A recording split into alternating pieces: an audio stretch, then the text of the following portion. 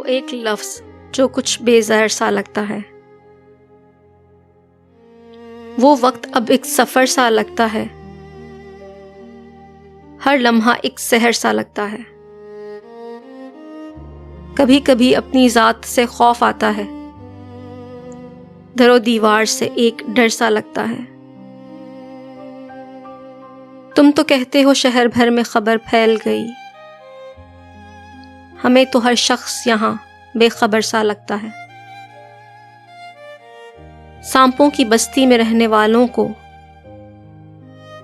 ہر ایک زہر اب بے ضرر سا لگتا ہے۔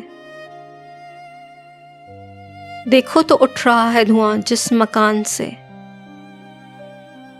یہ دور سے اپنے ہی گھر سا لگتا ہے۔ آج ہر گزرتا پل لمحہ فکر ہے، لیکن ہر ایک ذہن پھر بھی بے فکر سا لگتا ہے۔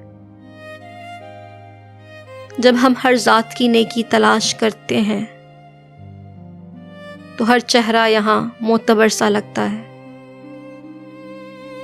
وہ وقت جس کو بھلانا مشکل تھا، اب اسے سوچنا ایک قہر سا لگتا ہے۔